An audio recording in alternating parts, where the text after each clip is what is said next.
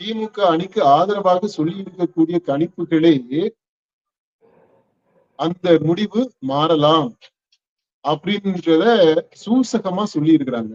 தொங்கு சட்டமன்றம் அமையும் அப்படின்றத வேறு வார்த்தைகள்ல சொல்லி இருக்கிறாங்கன்னு தான் நான் நினைக்கிறேன். மேக்ரோ லெவல்ல ஸ்டடி பண்றோம் அப்படின்னா 3%ன்றதெல்லாம் நிக்காது. ஸ்டாட்டிஸ்டிக்கலி நாட் சிக்னிபிகன்ட் உண்மையில சொல்ல போனா. அதனால இது எப்படி வரலாம்? அது திமுகவுக்கு ஆதரவாகவும் வரலாம், சிங்கிள் லார்ஜஸ்ட் பார்ட்டி, இல்ல அதிமுக சிங்கிள் லார்ஜஸ்ட் பார்ட்டியாகவும் வரலாம். மை இந்தியா அந்த கணிப்புல சொல்லி இருக்கிறத ஓரளவிற்கு நம்ம அந்த 3வது சினாரியோ கூட ஒத்து போறதா நம்ம கணிக்க முடியும். விஜய் சென்ட்ரிக்கா விசில் சென்ட்ரிக்கா மாறி இருக்கு. இதை இந்த எக்ஸிட் போல்ஸ் கரெக்டா கேஜ் பண்ணி சொல்லுவாங்களா என்னமோ அப்படின்ற அந்த கேள்வியுமே நம்ம முன்னாடி ஒரு காணொலியில எழுப்பி இருந்தோம். மோரலெஸ் இந்த ஆக்சிஸ் மை இந்தியா கேஜ் பண்ணி இருக்குது நினைக்கிறேன். க்ளோஸ் டு ஆக்சுவாலிட்டி அப்படின்றது. ஆனா இந்த எக்ஸிட் போல்லையே பிரச்சனைகள் நிறைய இருக்கு. திமுக அணிக்கு 40% இவங்களுக்கு 37% அதிமுக அணிக்கு. இதை எந்த அடிப்படையில இந்த 40%ன்றத 120 சீட்டா கன்வெர்ட் பண்ணாங்க? அந்த 37% வெறும் 80 சீட்டா எப்படி கன்வெர்ட் பண்றாங்க? என்ன ஃபார்முலாவே கிடையாது. இப்ப நம்ம பீப்புள் ஸ்டடீஸ்ல இருந்து இந்த சீட் கன்வர்ஷன் ஏரியாவுக்குள்ளே போறது இல்லை. அப்படி பண்ணினாலுமே அது கொஞ்சம் கன்சர்வேட்டிவா தான் இருக்கும். ஒரு கான்சியஸா தான் நம்ம பண்ணுவோம். தெரிஞ்சு ஏறத்தாழ எல்லா கணிப்பு நிறுவனங்களுமே இந்த ரெப்ரசன்டேட்டிவ் சாம்பிளிங்க முழுமையாக பண்றது கிடையாது.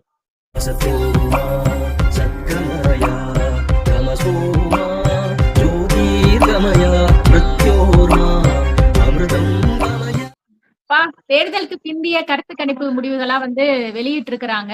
நம்ம தொடர்ந்து தேர்தல் முடிந்த பின்னாடியும் கள ஆய்வு பீப்புள் ஸ்டடிஸ் சார்பா பண்ணிட்டு இருக்கிறோம். நம்மளுடைய கள ஆய்வு குறித்தும் ஏற்கனவே வெளியாயிருக்கிற இந்த தேர்தலுக்கு பிந்திய எக்ஸிட் போல் குறித்து நம்ம பகிர்ந்துக்கலாம். முதல்ல பாத்தீங்கன்னா பல நிறுவனங்கள் இந்த கருத்து எக்ஸிட் போல் வெளியிட்டு இருக்கிறாங்க. அதுல பெரும்பாலானவை திமுக ஆட்சிக்கு வரும், திமுக கூட்டணி கட்சி வெற்றி பெறும் அப்படிங்கிறத சொல்லியிருக்கிறாங்க.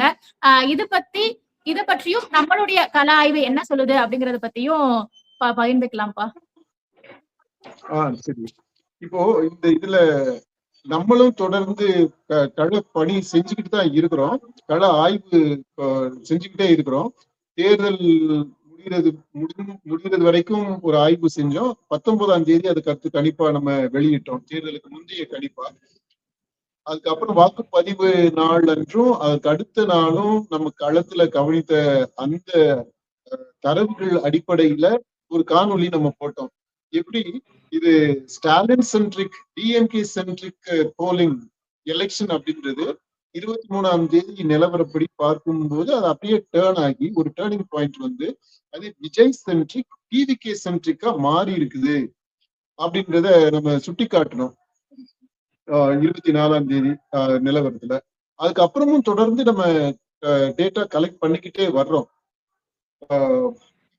இவங்க எல்லாரும் என்ன பண்ணிருக்காங்க, இந்த எக்ஸிட் போல்ல அந்த 23ஆம் தேதி வாக்குப்பதிவு நடந்தது இல்லையா, அந்த வாக்குப்பதிவு இடங்கள்ல பூத்துல ஓட்டு போட்டுட்டு வர்றவங்க கேட்டு அவங்க யாருக்கு ஓட்டு போட்டாங்க அப்படின்றத கேட்டு அதை பதிவு செய்து வச்சிருந்து இந்த மாதிரி இப்ப வெஸ்ட் பெங்கால்ல 2வது கட்ட அது தேர்தல் முடிஞ்ச உடனே இதை வெளியிட்டாங்க. அந்த முடிவுப்படி தமிழ்நாட்டை பொறுத்த மட்டும் பெரும்பாலான கணிப்புகள் என்ன சொல்லிக்கிறாங்க அப்படின்னா அது திமுகவுக்கு ஆதரவா இருக்கு, திமுக அணிக்கு ஆதரவாக இருக்கு. அந்த சீட்ஸுமே கூட பாத்தீங்கன்னா திமுக கூட்டணியாக ஆட்சி அமைக்கும், பெரும்பான்மை பெறும். ஆட்சி அமைப்பதற்கு தேவையான அந்த 118 சீட்டு, அந்த பெரும்பான்மையை பெறக்கூடியது திமுக அணியாக அப்படின்றத சொல்லி இருக்கிறாங்க. அதுவுமே ரொம்ப ரொம்ப அந்த இது ஓவர்வெல்மிங்கா இல்லை. இந்த அணி திமுக அணி கம்ஃபர்டபுள் மெஜாரிட்டியோட ஆட்சி அமைக்கும் அப்படின்னு சொல்லல எந்த கணிப்பும். 2வது இந்த திமுக கட்சியாக தனியாக அந்த 118 சீட்டு வாங்கிறோம் அப்படின்னு சொல்லல.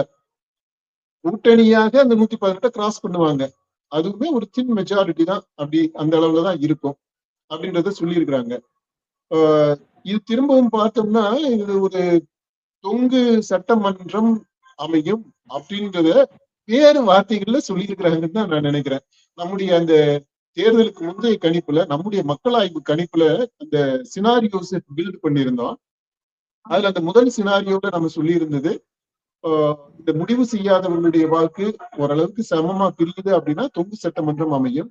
அது கொஞ்சம் அதிமுகவுக்கு ஃபேவரபிளா இருக்கும் அப்படின்றத நம்ம சுட்டி காட்டியிருந்தோம். அதாவது தனிப்பெரும் கட்சியாக அதிமுக வர்றதுக்கு வாய்ப்பு இருக்கும் அப்படின்றத சொல்லியிருந்தோம். அது ஃபர்ஸ்ட் சினாரியோ.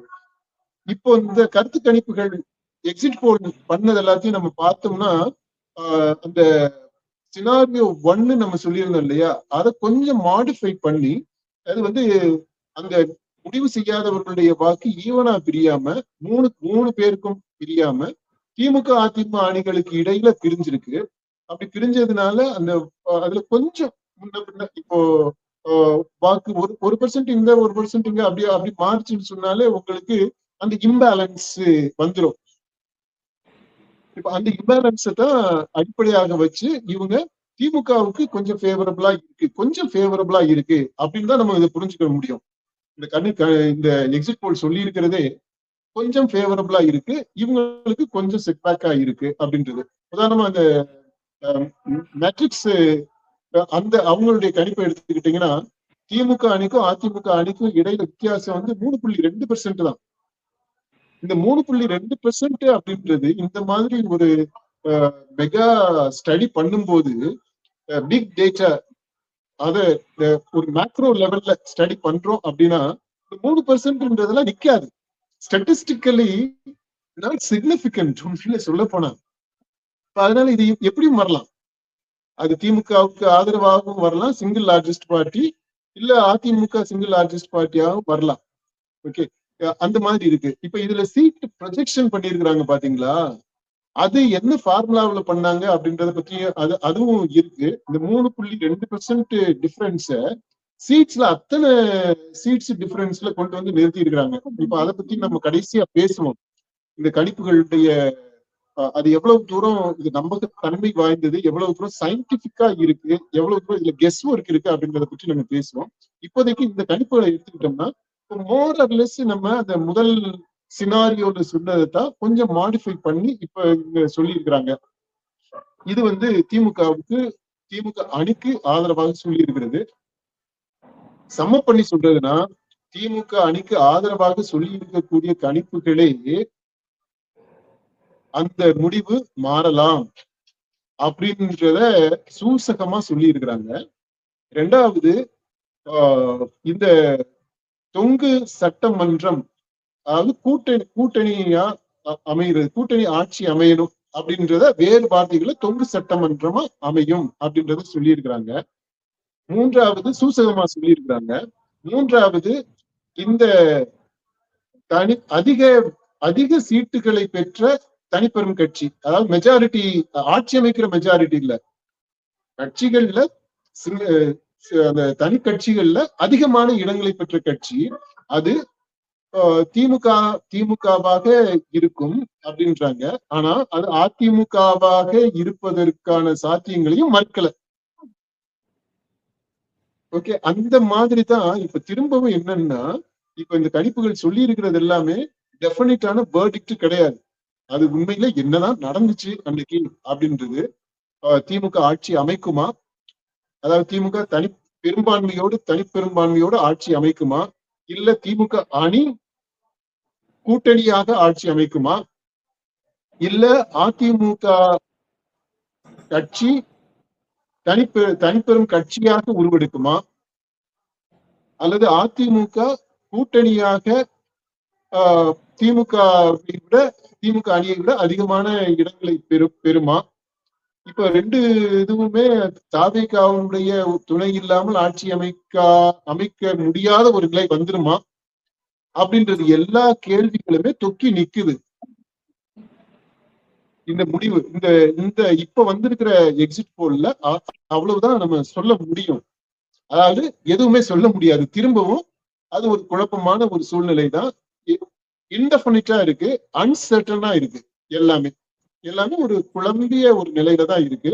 இந்த குழப்பங்களுக்கு சந்தேகங்களுக்கு தெளிவு எப்ப வரும்னா 4ஆம் தேதி வரும். இப்போ ஏற்கனவே குறிப்பிட்ட மாதிரி பெரும்பாலானோர் வந்து திமுக ஆதரவா சொல்லியிருந்தாங்க. ஆனா ஒரு நிறுவனம் வந்து தாவேகாவை ஈக்குவலா, அதாவது கடும் போட்டியை கொடுக்கும். தாவேகா வந்து 98ல இருந்து 120 இடங்கள் வந்து பிடிக்கும் என்றும், திமுக 92ல இருந்து 110 இடங்கள் பிடிக்கும்னு சொல்லிட்டு அந்த ஆக்சிஸ் மை இந்தியா அவங்க வந்து சொல்லியிருக்கிறாங்க. ஆமா, இந்த ஆக்சிஸ் மை இந்தியா அவங்க சொன்னது தாவேகாவிற்கும் திமுகவிற்கும் போட்டி, திமுகவிற்கும் தாவேகாவிற்கும் இல்ல. அவங்க சொல்லியிருக்கிறது பாத்தீங்கன்னா தாவேகாவுக்கு ஒரு எட்ஜ் கொடுத்திருக்கிறாங்க. இது எப்படின்னா நம்முடைய அந்த சினாரியோட தேர்ட் சினாரியோ சொல்லியிருக்கோம் பாத்தீங்களா, மோர் ஆர் லெஸ் ஆல்மோஸ்ட் அந்த தேர்ட் சினாரியோவை ரிஃப்ளெக்ட் பண்றது மாதிரி இந்த முடிவுகள் இருக்கு. நம்ம அதுல என்ன சொல்லியிருக்கிறோம் அப்படின்னா, அந்த முடிவு செய்யாத 30% அவங்கள 20% தாவேகாவிற்கு ஆதரவா போயிட்டு ஒரு 10% திமுக அல்லது அதிமுகவுக்கு ஆதரவா போனா கடுமையான போட்டி இருக்கும். அதாவது தாவேகாவிற்கும் அந்த 10% வாங்கக்கூடியது இப்போ இந்த எக்ஸிட் போல பொறுத்த மட்டும் அது திமுக அணிக்கு போயிருக்கு.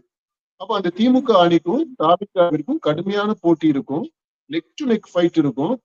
ஆனா அந்த 10% கூடுதலாக வாங்கிய அந்த திமுக அணி இருக்கு, 10% கூடுதலாக இல்லை, அந்த முடிவு செய்யாதவர்கள்ல 10% ஓட்டு, அது வாங்கின அந்த திமுக அணி நூல் இடையில ஆட்சி அமைக்கக்கூடிய ஒரு மெஜாரிட்டி வரும், அல்லது தனிப்பெரும் கட்சியாக அது உருவெடுக்கும் அப்படின்றத நம்ம சுட்டி காட்டியிருக்கிறோம். இதை எக்ஸாக்டா நம்ம இதைத்தான் ஸ்டேட் பண்ணியிருக்கிறோம். இத அந்த ஆக்சிஸ் மை இந்தியா கணிப்பு சொல்லுதுன்னு நம்ம புரிஞ்சுக்கலாம். ஏன்னா தாவேகா ஒரு 30ல இருந்து 35 விழுக்காடு வாங்கும், திமுக அணியாக அது 35ல இருந்து ஒரு 40 வரைக்கும் வரும், இந்த கணிப்புப்படி வரும். இது அதிமுக அணி 25ல இருந்து ஒரு 30 விழுக்காடுக்குள்ள வரும். மீதி மற்ற கட்சிகளுக்கு ஒரு 5ல இருந்து 10 விழுக்காடு வரைக்கும் போகும். அந்த ஏறத்தாழ இந்த டிஸ்ட்ரிபியூஷன் தான் இதுலயும் வந்திருக்கு இந்த எக்ஸிட் போல்ல. அந்த மாதிரி பார்க்கும்போது இது கொஞ்சம் டிஎம்கேக்கு ஃபேவரபிளா தான் வரும்னு நான் நினைக்கிறேன் நம்ம சொன்னபடி இதுல. ஆனா இவங்க என்ன பண்ணிருக்காங்கன்னா டிவிகேக்கு ஒரு எட்ஜ் கொடுத்துருக்காங்க. அது வந்து ஏன்னா இந்த 1% 2% வித்தியாசத்திலேயே கூட அந்த மாதிரி மாறும். நம்ம ஸ்டாட்டிஸ்டிக்கலா இப்ப நம்ம சொல்ற எந்த புள்ளி விவரமுமே அந்த மார்ஜின் இருக்குது பாத்தீங்களா, ஒரு அணிக்கும் இன்னொரு அணிக்கு இடையில அந்த மார்ஜின் எதுவுமே புள்ளி விவரப்படி சிக்னிபிகண்ட் கிடையாது. அதை நம்ம புரிஞ்சுக்கணும். அது எப்படி வேணாலும் மாறலாம், இங்கிட்டு மாறலாம் அங்கிட்டு மாறலாம், இல்ல அப்படியே கூட நிக்கலாம், அல்லது இப்ப இந்த வேறுபாடு இன்னும் கொஞ்சம் அதிகமாக கூட செய்யலாம், எப்படி வேணாலும் போகலாம் அப்படின்றத அந்த பிளக்ஸ் அப்படின்றத புரிஞ்சுக்கணும். சேஞ்சபிள் அப்படின்றத நம்ம அக்செப்ட் பண்ணிக்கிட்டோம் அப்படின்னா இப்போ இந்த ஆக்சிஸ் மை இந்தியா அந்த கணிப்புல சொல்லி இருக்கிறத ஓரளவிற்கு நம்ம அந்த 3வது சினாரியோ கூட ஒத்து போறதா நம்ம கணிக்க முடியும். இப்போ என்ன நடந்திருக்கு அப்படின்றது திரும்பவும் அந்த மே 4ஆம் தேதி தான் உறுதியாக நம்ம சொல்ல முடியும். இப்ப இது நம்ம போஸ்ட் போல் தொடர் கள ஆய்வு தரவுகளை வச்சு பார்க்கும்போது இந்த சினாரியோவுக்கான பாசிபிலிட்டிஸ் நிறைய இருக்குது. அதாவது இப்ப சினாரியோ வைஸ் நம்ம எடுத்துக்கிட்டோம்னா ஃபர்ஸ்ட் சினாரியோவுக்கு ஒரு 10%, செகண்ட் சினாரியோவுக்கு ஒரு 20%, அந்த அதாவது ஃபர்ஸ்ட் செகண்ட் ஏறத்தாழ ஒரு 10-15 அந்த பெர்சென்ட்டுக்குள்ள வரும். இந்த தேர்ட் அண்ட் ஃபோர்த் சினாரியோஸ் நம்ம சொல்லியிருக்கிறது 35% 35% வரும். அதாவது ப்ராபபிலிட்டி சான்சஸ் அப்படின்னு பார்த்தோம்னா அந்த 35% சான்சஸ் இதை வச்சு பார்க்கும்போது எப்படின்னா இந்த 3வது ஆப்ஷன் நிகழ்ந்திருக்கிறதுக்கான வாய்ப்புகள் இருக்கு. அதுல தாவேகாவிற்கும் திமுகவிற்கும் டஃப் ஃபைட் இருக்கு. ஏன்னா நம்மளே அதை நோட்டீஸ் பண்ணி அதை அப்சர்வ் பண்ணோம். டிவிகே சென்ட்ரிக்கா இது மாறி இருக்கு, விஜய் சென்ட்ரிக்கா, டிவிகே விஜய் சென்ட்ரிக்கா, விசில் சென்ட்ரிக்கா மாறி இருக்கு. இதை இந்த எக்ஸிட் போல்ஸ் கரெக்டா கேஜ் பண்ணி சொல்லுவாங்களா என்னமோ அப்படின்ற அந்த கேள்வியுமே நம்ம முன்னாடி ஒரு காணொலியில எழுப்பி இருந்தோம். மோரலெஸ் இந்த ஆக்சிஸ் மை இந்தியா கேஜ் பண்ணி இருக்குதுன்னு நினைக்கிறேன். ஓரளவிற்கு அந்த அந்த திசையில முடிவுகள் இருக்கும் அப்படின்னு நம்ம யூகிக்கலாம். ஓகே, இதுதான் இந்த இது. ஆனா 4ஆம் தேதி தான் நம்ம உறுதியா சொல்ல முடியும். இப்போ பொதுவா கருத்து கணிப்பு அப்படிங்கிறது கருத்து திணிப்பு, கடுப்பு திணிப்பு அப்படிங்கிற மாதிரிலாம் சொல்லி விமர்சனங்கள் வந்துட்டு இருக்கு. அதே மாதிரி இந்த எக்ஸிட் போல் அப்படிங்கிறதோட நம்பகத்தன்மை எப்படி இருக்கும்? ஏன்னா வந்து இந்த நிறுவனம், அதாவது axis India, axis my India அவங்க வந்துட்டு அதோட பவுண்டர் 2024 இது மாதிரி எக்ஸிட் போல் முடிவுல வந்துட்டு தவறா வெளியிட்டாருன்னு சொல்லிட்டு ஒரு இன்டர்வியூலயே அழுகுறாரு. நான் இது மாதிரி தப்பு பண்ணிட்டேன், என்னுடைய முடிவு தப்பாயிடுச்சு, இனிமேல் வந்து இது போன்ற தவறுகள் நடக்காத மாதிரி நான் என் முடிவுகளை வெளியிடுவேன் அப்படின்னு. அது உதாரணத்துக்கு இது சொன்னா, இது மாதிரி நிறைய நிறுவனங்கள் வந்து முடிவுகள் தப்பா இருக்குது. இந்த எக்ஸிட் போல் அப்படிங்கிறது எந்த மாதிரி ஒரு நம்பகத்தன்மையானதா இருக்குது? இதுல இந்த மாதிரி நான் தப்பா பண்ணிட்டேன் அப்படின்ட்டு அழுகிறது, அவர் கொஞ்சம் நேர்மையானரா, அவருடைய அந்த கான்சியன்ஸ் வந்து ரொம்ப கொஞ்சம் சென்சிட்டிவா இருந்ததுனால அது வெளிப்படையா தப்ப ஒத்துக்கிட்டு அழுதுக்கிறாரு, கண்ணீர் சிந்தினாரு. அது மாதிரி உண்மையிலே கண்ணீர் சிந்துறது தப்புக்கு இந்த மாதிரி சென்சிட்டிவான கான்சியன்ஸோட இருந்து தப்பு நடந்துச்சுன்னா அதுக்கு வருத்தப்படணும். அப்படின்னா எந்த கணிப்பு நிறுவனமுமே தப்ப முடியாது. எல்லாருமே ஏதாவது ஒரு இதுல வந்து தப்பா தான் கணிச்சிருக்கிறாங்க. பல முறை தப்பா கணிச்சிருக்காங்க, சில முறை கரெக்டா வந்திருக்கு. அது கூட ஒரு ஃப்ளூக்ல தான் வந்திருக்கு அப்படின்னு சொல்லக்கூடிய அளவுல தான் இருக்கு. இந்த கணிப்புகள் எல்லாமே அப்படித்தான் இருக்கு. ஏன்னா ஒரு நல்ல என்டர்டெயின்மெண்டா இருக்கு. சில சமயங்கள்ல கொஞ்சம் அறிவார்ந்த விதத்துல டிஸ்கஷன் பண்றதுக்கு இதுக்கு எல்லாத்துக்குமே இதா இருக்கு. அப்புறம் ஒரு ட்ரெண்ட் செட் பண்றதுக்கு, ஒரு நேரட்டிவ செட் பண்றதுக்கு அது இது உதவியாக இருக்கு அப்படின்ற அந்த மாதிரியான காரணங்கள். இதனாலேயே நிறைய கணிப்புகள் பெய்டு கணிப்புகளாகவும் இருக்கு. இதுதான் நிலவரம், கணிப்புகளுடைய நிலவரம். சரி, அதை விட்டுட்டு உண்மையில ஒரு சயின்ஸா எடுத்துக்கிட்டு நம்ம பார்த்தோம் அப்படின்னா, இந்த ப்ரீ போல் இருக்குது பாத்தீங்களா, அந்த ப்ரீ போல் வந்து எப்படின்னா தேர்தல் அதாவது வாக்குப்பதிவு நாள் வரைக்கும் மக்களுடைய மனநிலையில மாற்றங்கள் ஏற்பட்டுக்கிட்டே வரும். இப்ப அதனால ப்ரீ போல்ன்றது சப்ஜெக்ட் டு சேஞ்ச். அதனாலதான் அதை கரெக்டா டேட் பண்ணிடணும். இது இந்த கணிப்பு இந்த தேதியிலிருந்து இந்த தேதி வரைக்கும் எடுக்கப்பட்டது அப்படின்ட்டு அந்த டைம் கூட அந்த எவ்வளவு குறைச்சிருக்குதோ அந்த அளவுக்கு நல்லது. அப்புறம் சாம்பிள் சைஸ் எவ்வளவு பெருசா இருக்கோ அந்த அளவுக்கு கரெக்டா இருக்கும். அப்புறம் ரெப்ரசன்டேட்டிவ் சாம்பிளிங்கா இருக்கணும். அது சில இதெல்லாமே இருக்கு, ரிசர்ச் மெத்தட்ஸ். அதை ஃபாலோ பண்ணாங்க அப்படின்னா அந்த ப்ரீ போல்ன்றது பிக்ஸ்டா இருக்கக்கூடாது, இருக்காது. அது நடக்கக்கூடிய அந்த நிகழ்வுகளை ஒட்டி சிறிய நிகழ்வு, பெரிய நிகழ்வுகள், அதுக்கு ஏற்றது மாதிரி மக்கள் மனசுல அது தாக்கத்தை ஏற்படுத்திக்கிட்டே இருக்கும். அதுக்கு ஏற்றது மாதிரி மக்களுடைய சிந்தனையும் மாறிக்கிட்டே இருக்கும். தேர்தல் அன்றைக்கு, அதாவது வாக்குப்பதிவு அன்றைக்கு அவங்க முடிவெடுக்கிறாங்க இல்லையா, அந்த முடிவெடுக்கிறது வரைக்குமே அவங்களுடைய சிந்தனையில மாற்றங்கள் நிகழ்ந்துகிட்டே இருக்கும். பாசிட்டிவாவோ நெகட்டிவாவோ, ஃபேவரபிளாவோ அன்ஃபேவரபிளாவோ அது நடக்கிற அரசியல் நிகழ்வு, அரசியல் களத்துல, இந்த பிரச்சார களத்துல நிகழக்கூடிய நிகழ்வுகள், அதை ஒட்டி மாற்றங்கள் நிகழ்ந்துகிட்டே வரும். இத கரெக்டா அந்த பாயிண்ட்ல இன்னைக்கு நிலவரத்துக்கு இப்படி இருக்கு மக்கள் மனநிலை அப்படின்னு சொல்றதுதான் ப்ரீ போல். அப்ப அந்த ப்ரீ போல்ன்றது என்னன்னா ஒவ்வொரு வாரமுமே நீங்க பண்ணலாம், அந்த மாற்றங்களை பார்க்க முடியும். இதை வெளிநாடுகள்ல அமெரிக்கன் எலெக்ஷன்ல எல்லாம் நீங்க பார்க்கலாம், சூப்பரா இருக்கும். அதாவது ஏதாவது ஒரு பிரச்சாரம் நடக்கும், பிரசிடென்ஷியல் கேண்டிடேட் ஒரு இடத்துல பேசுவாரு, அவர் என்ன பேசுறாரு அப்படின்றத பொறுத்து உடனே ஒரு போல் நடக்கும். அந்த பேச்சு நல்லா இருந்துச்சுன்னா ஃபேவரபிளா அவங்களுக்கு அந்த இது வரும், மக்கள் ஆதரவு இருக்கும். சொதப்பிட்டாரு அப்படின்னா நெகட்டிவா வரும்.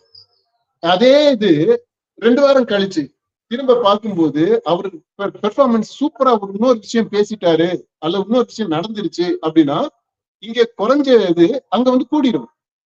நம்ம ஆளுங்க என்ன பண்ணுவாங்க அப்படின்னா, இவன் சும்மா காசு வாங்கிட்டு வந்து மாத்தி மாத்தி சொல்லிக்கிட்டு இருக்கான், போன வாரம் அந்த கட்சினா இந்த வாரம் இந்த கட்சின்றான் அப்படின்றாங்க.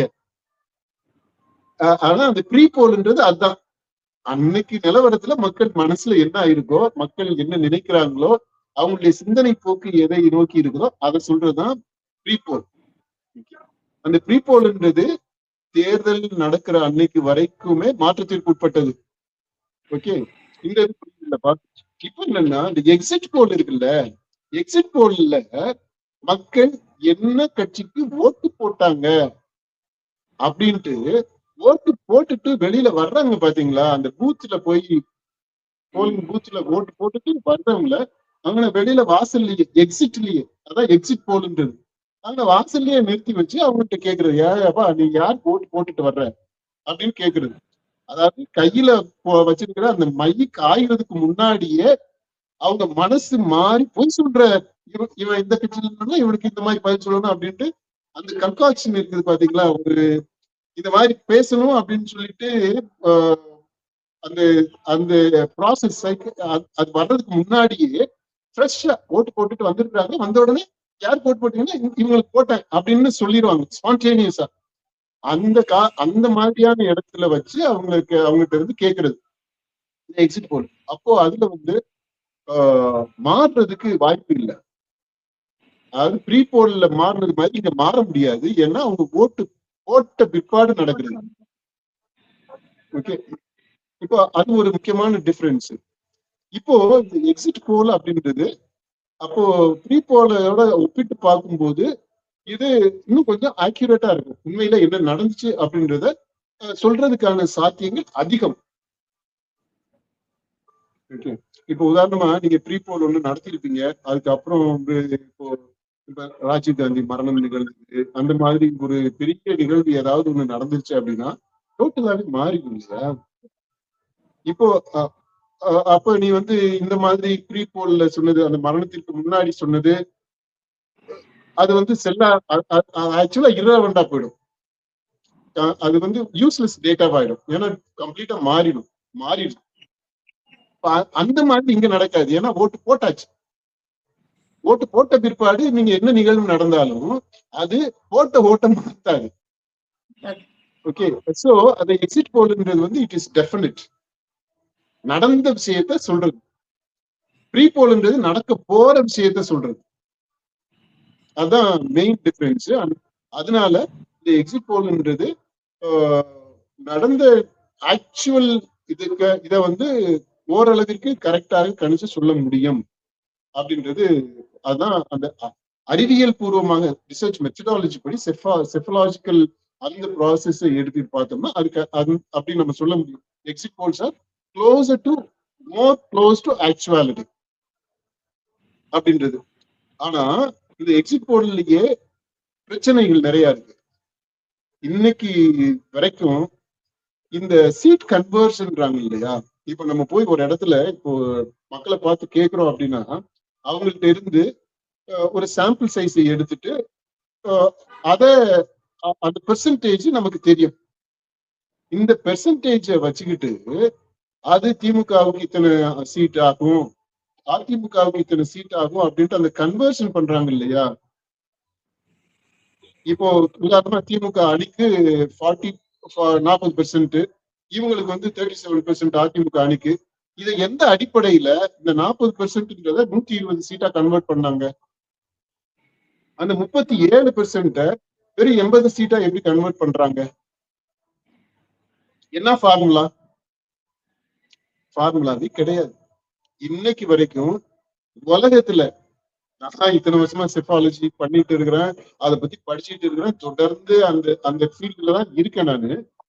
இன்னைக்கு வரைக்குமே ஒரு ரிலையபிளான ஒரு அறிவியல் பூர்வமாக வேலிடேட் பண்ணக்கூடிய ஃபார்முலா அப்படின்ட்டு எதுவுமே இல்லை. எல்லாமே பை பிராக்டிஸ் பண்ணிக்கிறது. அப்புறம் ஏற்கனவே அந்த களத்துல சேர்த்து இருக்கக்கூடிய அந்த டேட்டாவை அடிப்படையாக வச்சு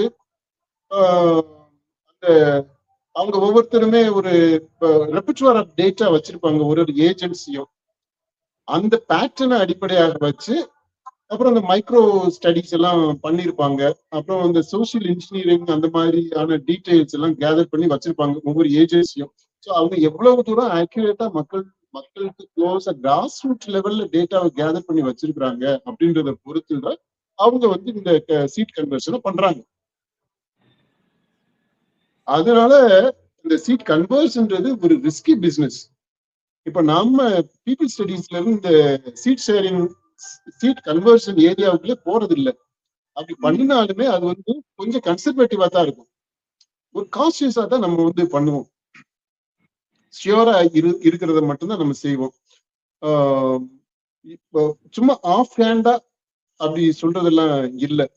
அது ஒரு முக்கியமான சேலஞ்சு இந்த எக்ஸிட் போல்ல, அதாவது சீட் கன்வர்ஷன். ரெண்டாவது, இந்த